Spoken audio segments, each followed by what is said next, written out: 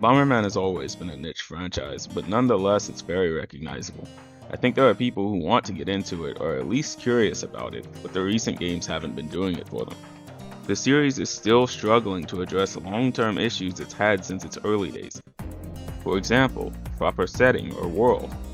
The older games had reoccurring characters and themes, but they were haphazard about these elements among others. This is because there was no series Bible, and thus no major thought was put into having a consistent world or rules for Bomberman. While this may have provided the developers the creative freedom to come up with and see through any potential ideas they wanted, it also meant they would fail to properly establish a connection to the characters or setting, which I believe, frankly, was more important than they may have realized. Even in the face of developer intentions, there are some parts of an audience that don't primarily invest into a game series for the gameplay alone.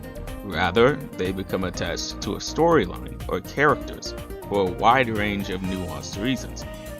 Now, you might argue the recent Super Bomberman R series has been doing this, and you may not be wrong necessarily. The 3 installments feature the same visual design, the same cast of characters and voice actors, and the second game even acknowledges the first game's events too, some actual continuity. And yet, I'm not satisfied. Now for my own sake moving forward, I'm just going to refer to Super Bomberman R as SBR. I'll start with the tone. The tone of SBR is frustratingly inconsistent.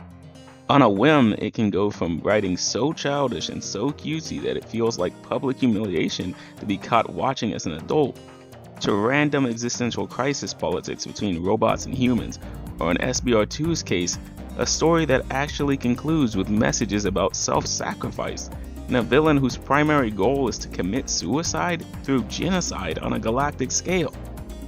Now, I don't mind heavier themes in games meant for all ages. One of my favorite games of all time does this. The issue here is that these darker elements are hardly built up to, if even established at all, and when they do appear, they're never earned.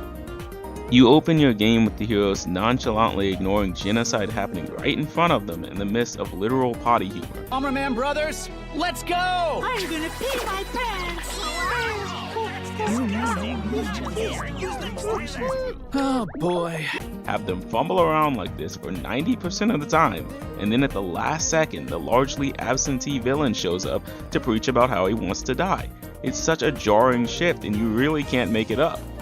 There are also many retcons and plot holes. Even within this self-contained take on Bomberman, Konami managed to demonstrate that they still didn't take establishing consistency very seriously.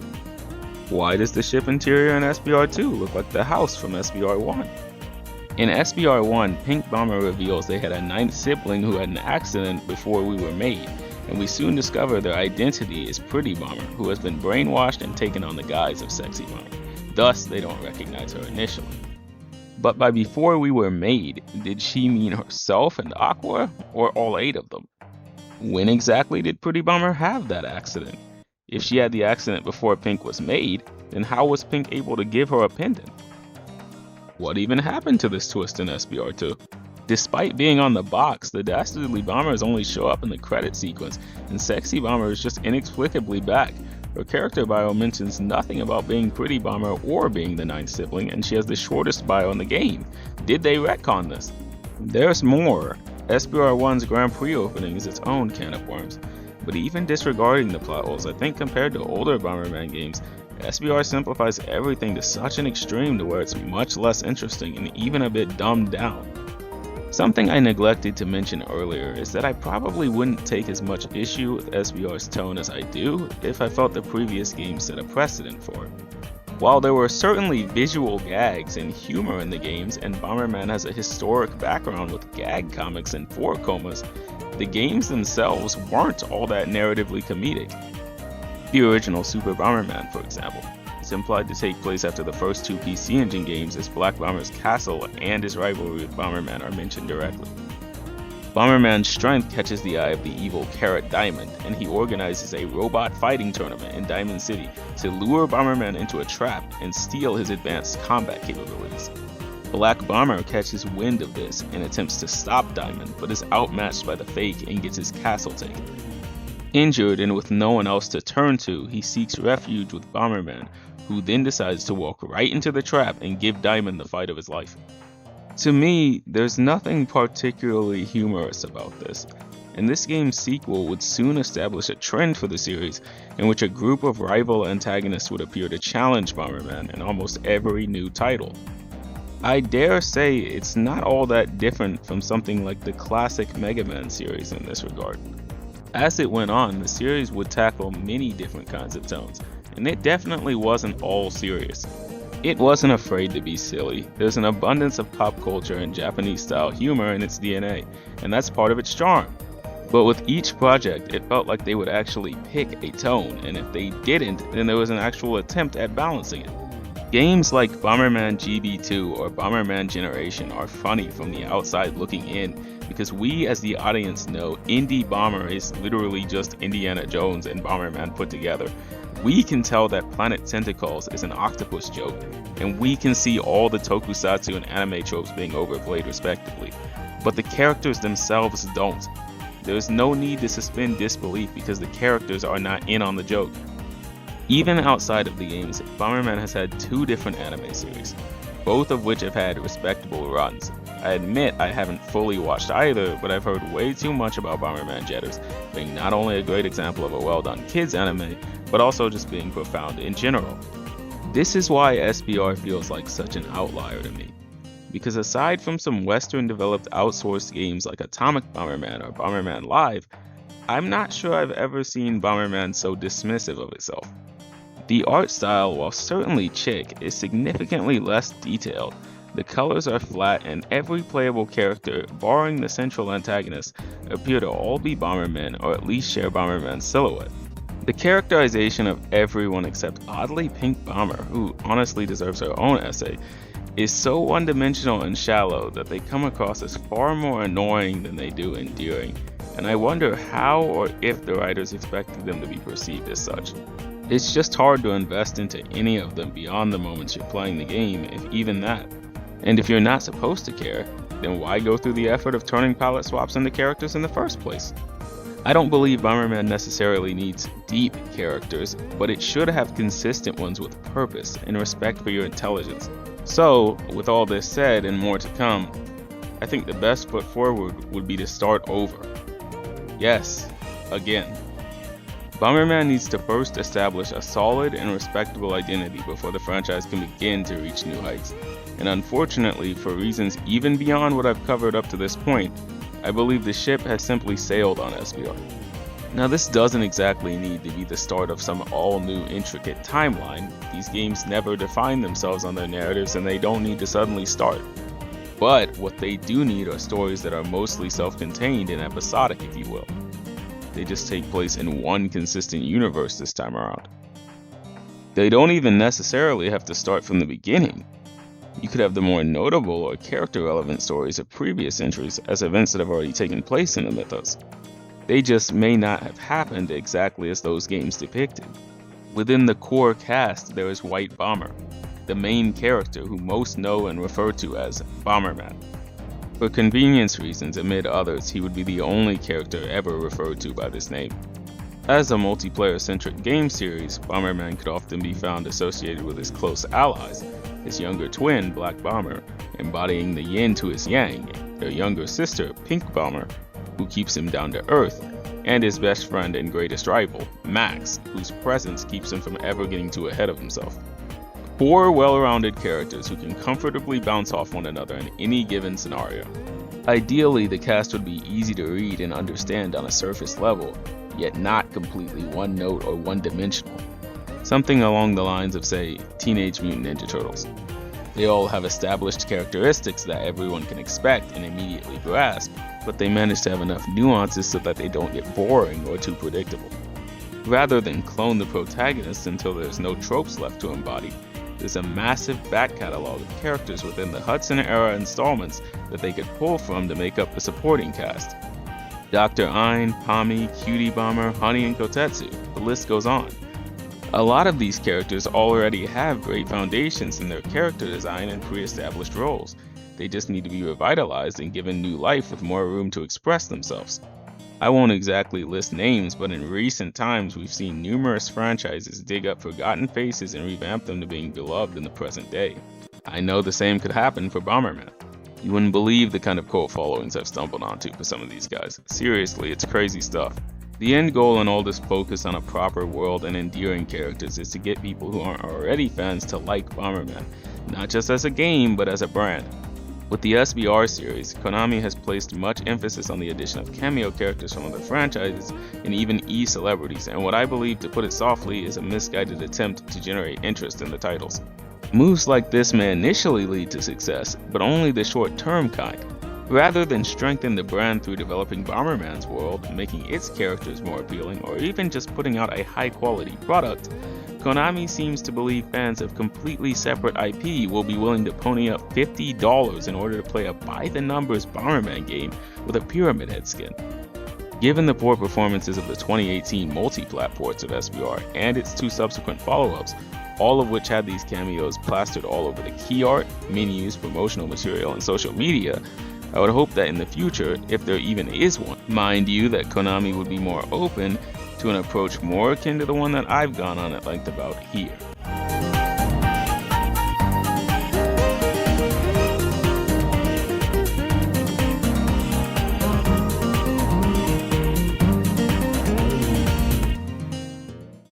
As I stated quite earlier, Bomberman didn't particularly define itself on its narrative, but rather its unique explosive-based gameplay. And while you won't find me in any Fortnite lobby anytime soon, I've engaged in more than my fair share of Bomberman's battle games.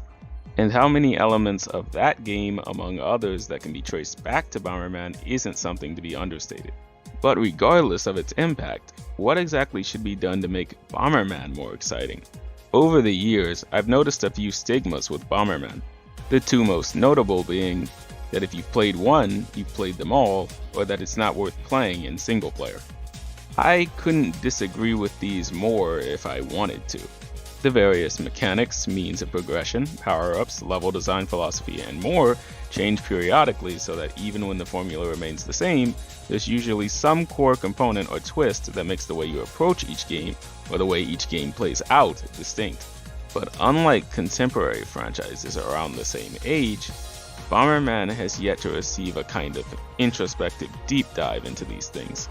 A shame, really, because I believe an answer, or answers to the question at hand, might actually be found in many of those older titles. Let's talk about a hypothetical new game. For now, we'll settle with a traditional top-down 2D Bomberman before exploring other options. The first big move for the game will be to headline the normal game, aka the story mode, aka the single player. The single player experience is often cited as a weaker point in Bomberman. So, rather than just ignore it or phone it in, we'll focus on it and make it the showpiece component of this entry. Of course, the battle game will still be there, maybe even with some cool new twist derived from the normal game. But it'll be taking a bit of a backseat this time.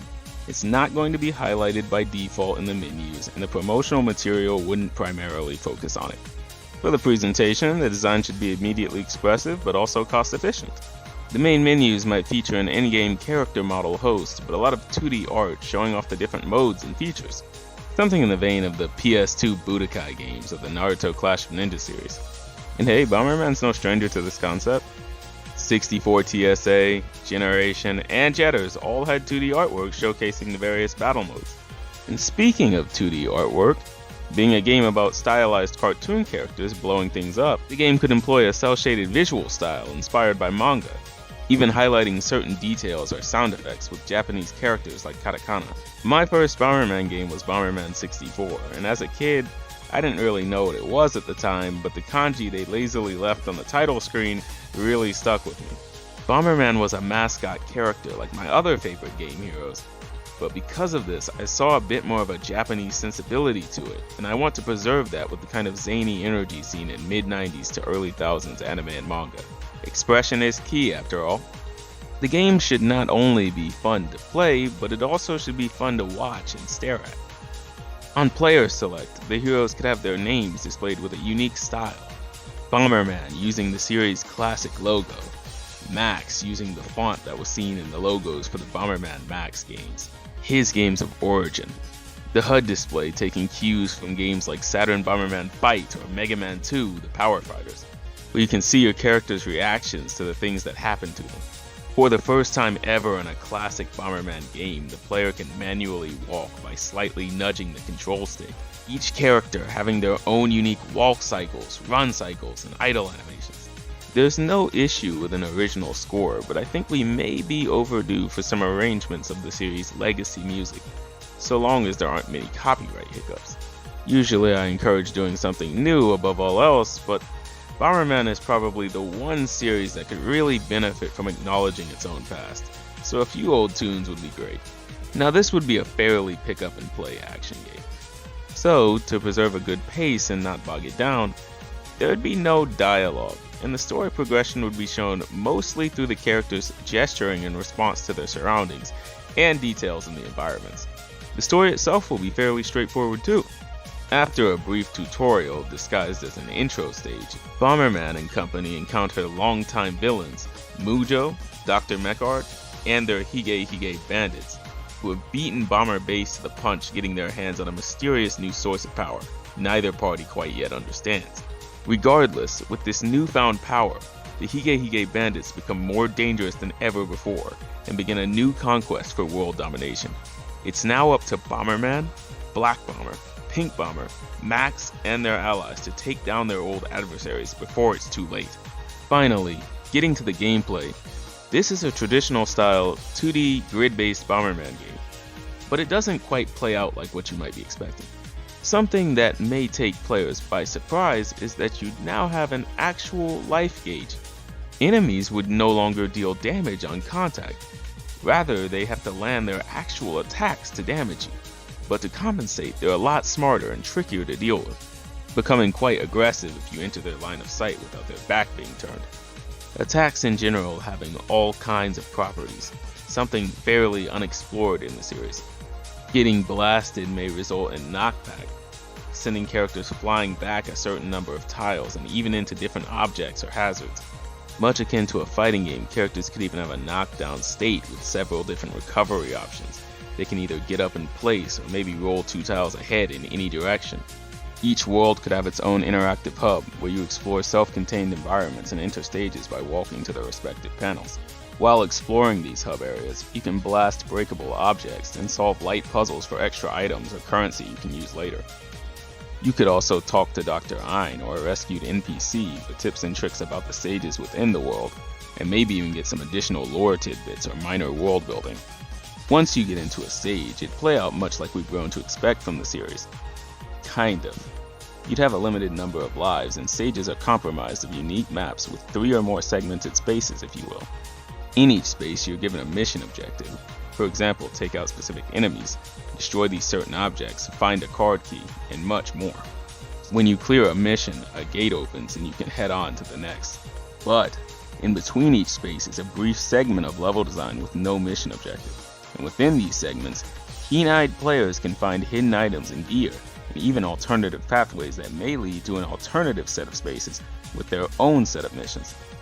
And in turn, those would lead into their own alternative routes, giving players a bit of choice as to how to go about a given stage, and providing additional incentive to revisit stages you've already cleared. Earlier, I mentioned that you could talk to rescued NPCs in the hub worlds. To explain, this game would mark the return of assistance bombers. The Hige Hige bandits have used their newfound power to capture and detain some of those who would stand in their way. So when you encounter one of these trapped companions, you can blast their cage like a soft block to free them. From that point forward, they'll begin to assist you in the remaining spaces in that stage, and they may appear again in later stages to help as well. Honey, Kotetsu, and Cat Bomber are just 3 examples of the ones who may show up, and they'd even have unique skills and some unique hidden puzzles that only they may help you solve respectively. Honey could use her pistol to mark down certain targets in the distance or background. Once they're all taken down, something impactful is brought into the foreground. Kotetsu would use his blade to slice apart objects and create bridges or platforms for you to reach alternative areas, and Cat Bomber could be picked up via player carry and tossed toward trees, allowing her to scurry up them and find items the player can't normally reach on their own. Unlike prior games, assistance bombers are now actually affected by enemy attacks, stage hazards, and bomb blasts. They can be defeated, but only temporarily. They'll always get back up after a short time period. Potentially, once rescued and their world is cleared, an assistance bomber could be unlocked as a playable character in the game's battle mode. Given their fairly brief length, each world would consist of 8 to 10 stages, and for every middle stage, stage 4 or stage 5, there is a mid-boss fight, and every end, stage 8 or stage 10, there is a world boss fight. Usually in Bomberman, you may get a fight with a rival character your size before they ascend to a mech after meeting their match. That or some giant monster appears not long after. But with this entry, things may get flipped from time to time. A massive adversary might play second fiddle compared to a rival your own size, keeping you on your toes and leaving room for surprises. The 4 heroes would all have distinct statistics and skills, from the usual bomb, fire, and speed stats to lesser explored ones like HP cap, bomb damage, and defense. Some characters may be able to equip with certain power-ups while others can't. You may be able to encounter and save Kara-bombs in a given stage. And once back in the hub, you can actually equip them to your character to grant a plethora of unique quirks or skills. They'd have some kind of drawback as well to give the mechanic a bit more substance and strategy, potentially sending off some of your character's shortcomings or doubling down on what they're already good at by strengthening existing options, or even making all new ones entirely, but never exactly for free. With everything I've said up to this point, this is a single player mode, and that's true. A solo player can tackle the game from start to finish. But it's also co-op. But it's not just 2-player co-op, not just 3-player co-op, but for the first time since the IREM arcade games, this game would be 4-player co-op. No matter what, Bomberman will always be looked at as a go-to game for multiplayer. So while this game wouldn't focus as much on the battle game, it'd still be a game you could also enjoy with a party. Playing in co-op, a couple things would change. The player carry and throw mechanic would return. You could use it to toss allies into special areas, such as portals that take you into a short minigame you'd compete in to earn extra lives and items. You could literally carry a player on low HP, or you could throw them just to troll. If a player is defeated in co-op, a countdown could appear over their character. If another character can reach them and fill a short meter, they can be revived. But this can only happen 2 times, and each time a player is revived, they get up with less health. If the player goes down a 3rd time, they lose their life immediately. A unique aspect of this mechanic could be that when a character is down, they can still be attacked and knocked around. While you could do this to troll, you could also do it strategically.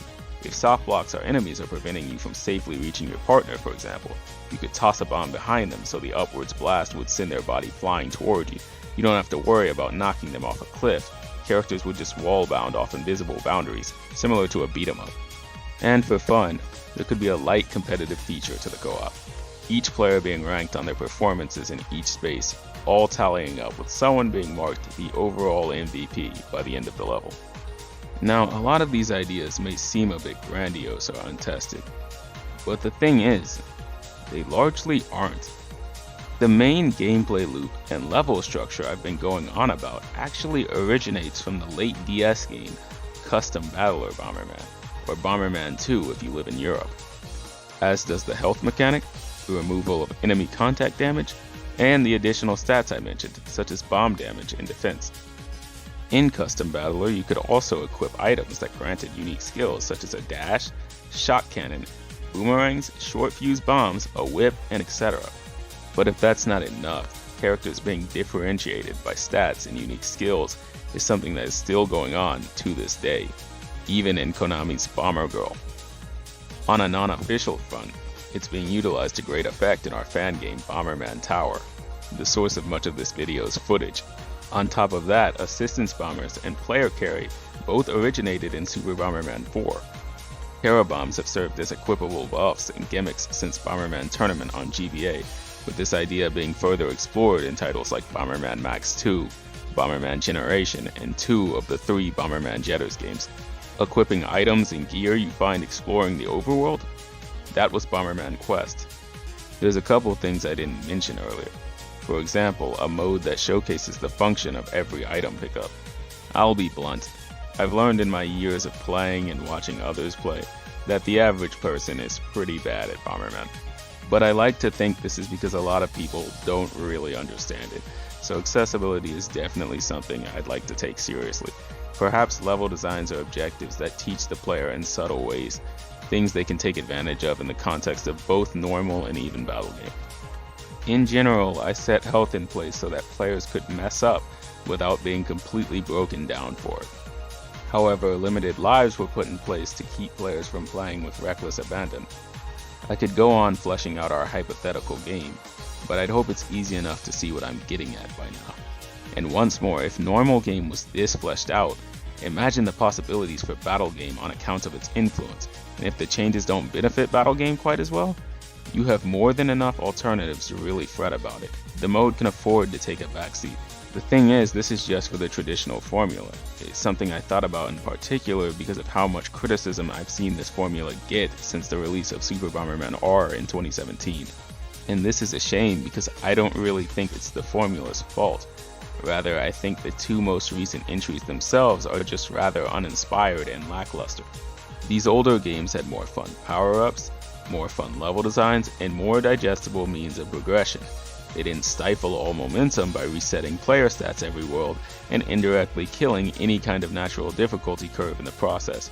And they tended to have a new set of enemies for every world rather than a total of 4 across an entire game. This is what I meant about not having any sort of an introspective deep dive, potentially being why the stigma persists, why people don't actually know the games weren't always like this. I adore Bomberman 64. It was my first Bomberman game, but I don't think it needed to supersede the classic formula like I've been hearing, nor do I think it's even close to the first time the series has been an interesting single-player game. With that said, I think the recent output may potentially have burnt people out on the grid, so it might be a good time to revisit the now beloved 3D gameplay that was introduced in Bomberman 64. If that's somehow too complicated, what about another action-adventure game akin to Bomberman Tournament or Bomberman Quest? How about rebooting the Bomberman Land series? I don't enjoy that depiction of the universe or cast in particular, but I played through Land Touch recently and came away impressed. It's the best single-player mode I've ever played in a minigame collection. Most of the minigames did good work with the material, and you'd be surprised by how much mileage they got out of bombs, but maybe not considering the IP. Bomberman even had a hidden gem of a racing game on the PS1 with Bomberman Fantasy Race.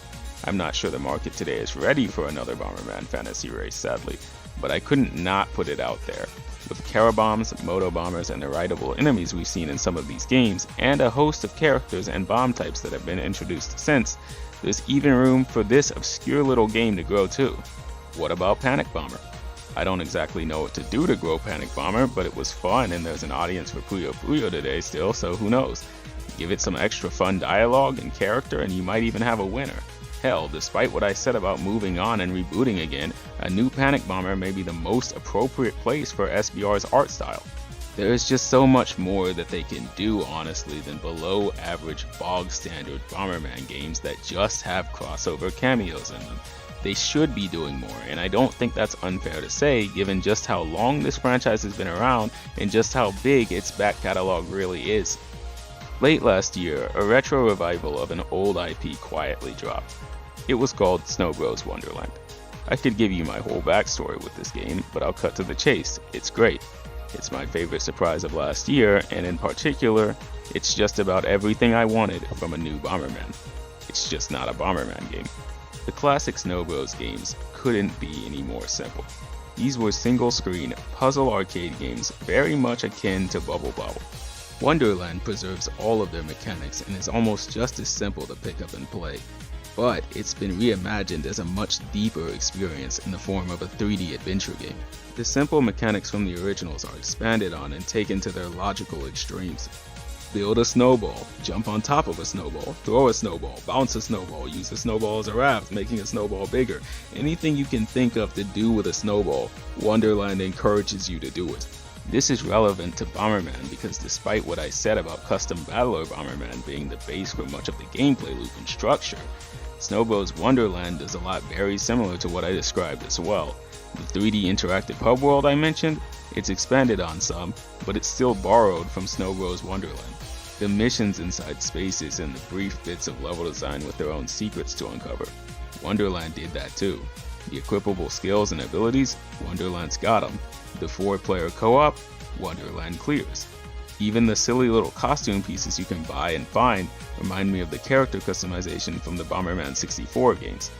If there was any physical proof that these ideas can actually work in a new Bomberman game, you don't even have to look at the Bomberman franchise, though you can do that too, but you could look at the new Snow Bros game.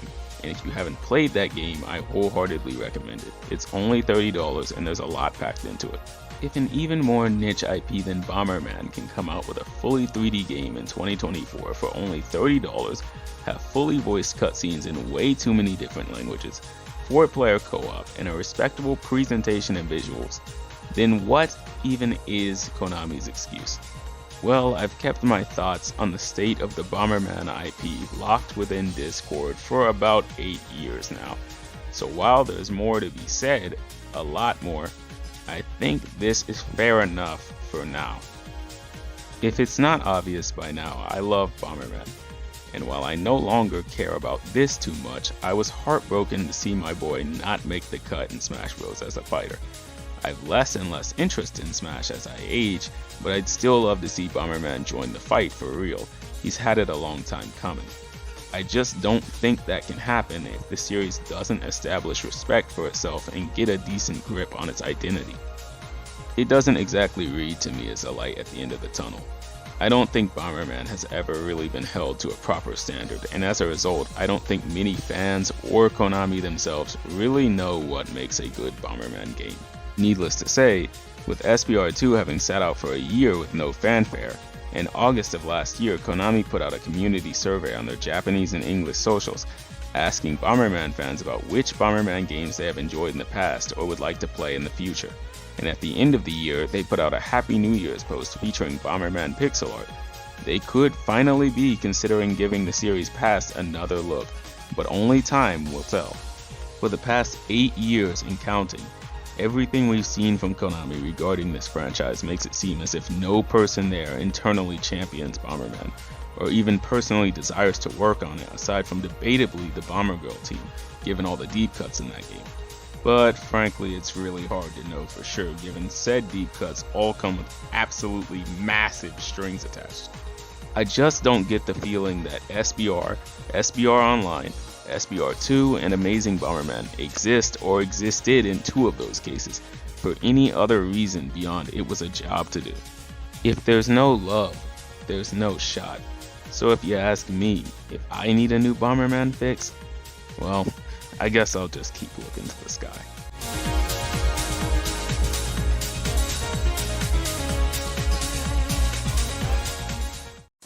Prior to this, I've never made a video essay before, and I'm pretty sure that shows in one form or another. As much as I'd love for this to garner some decent attention, invite discussion, or influence perception of Bomberman for the better, even just a little bit, I think it served me well as a learning experience. A more passionate look at the Bomberman series is something that seldom exists on the internet, let alone YouTube. I suppose I should be content providing something.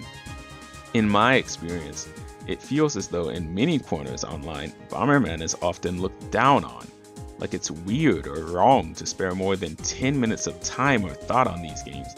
But personally, I think it's weirder and more wrong to casually dismiss the work, art, and time of all the individuals at Old Hudson Soft, as well as their various co-developers.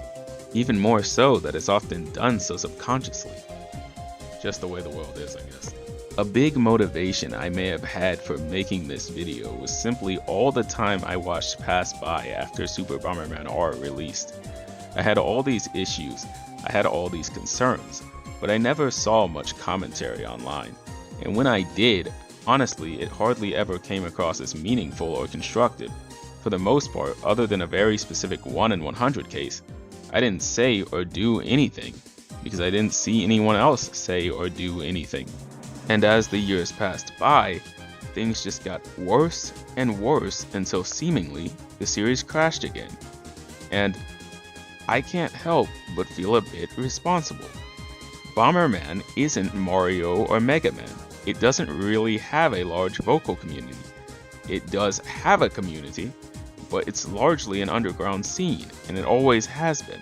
When I said Bomberman has never really been held to a proper standard and that I didn't think Konami or fans really knew what made a good Bomberman game, this is more or less what I meant.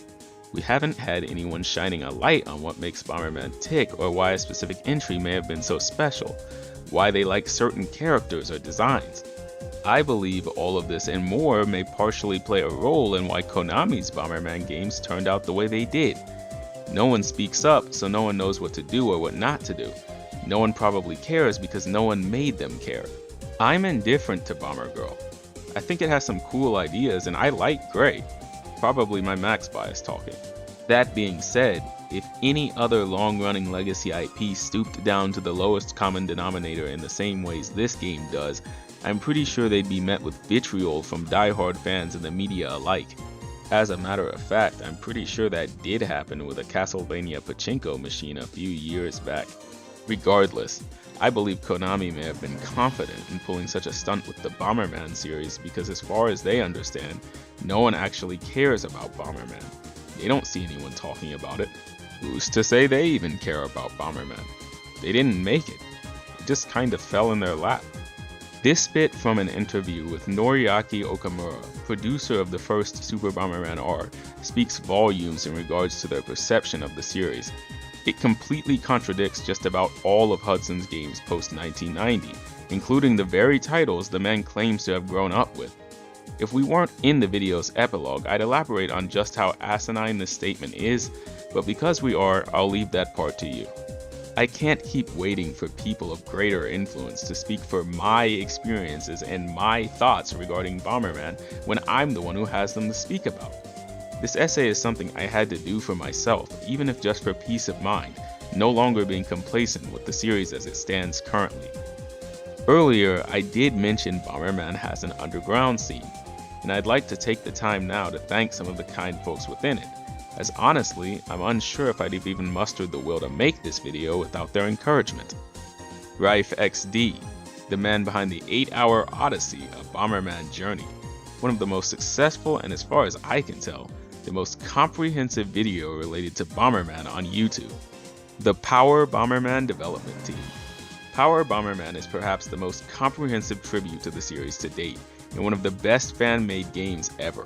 As of the latest version, you can unlock and play as over 650 playable characters from across the entire Bomberman franchise, as well as various related guests, over 70 unique stages with variants that bring the total to something close to 500, a staggering amount of items, both new and old, 6 different battle modes, a frankly unhealthy degree of customization, and local and online battles that support up to 12 players, no port forwarding required.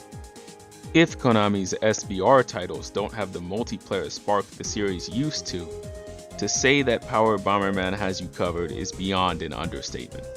Reiji Zero, the host of Reiji's bombastic Bomberman Shrine, arguably the most comprehensive source for all things Bomberman you can find online. Reiji's also without a doubt one of the oldest veterans when it comes to the Bomberman fanbase online. Bomberman Channel, an up-and-coming and ongoing source for Bomberman-related news and discussion, hosted by Devi-kun. They even share a lot of cool original art on a fairly regular basis too. Polsey and the Bomberman Tower development team. Now I'm a bit more involved with this one, but Polsey is the greatest friend I could ask for, and like Reiji, a veteran when it comes to Bomberman documentation and fandom online. Bomberman Tower means a lot to both of us, as well as the rest of the team involved. It's a roguelite, spiritual successor to Pocket Bomberman, and currently features 30 playable characters from across the series, each with their own unique playstyles, a Caradata feature so you can learn more about the cast, their interests, motivations, and origins, as well as a seasonal event system with its own storyline, costumes, characters, and bosses. There's also plenty of secrets to uncover throughout the game, and there's still a lot more we have planned. In the description, there are links related to all of these cool individuals, should anyone want to check out their work or learn more about them beyond this video. So, more or less, I guess that's about all I wanted to say. If you've stuck around or lended me an ear for this long, it really means a lot. In my original script, I'd concluded the video in a way that I'd ultimately call bitter, and I think that's a justified way to go out given the current outlook for the series. But it's not me, so I think I've got a better idea. Be the change that you want to see. Take a stand and say your piece, no matter how small or niche the subject matter is. Yes, it's very intimidating to focus on something like Bomberman amidst a much bigger medium, but do it anyway. Speak your passions, they deserve to be heard. Be that needle in the haystack.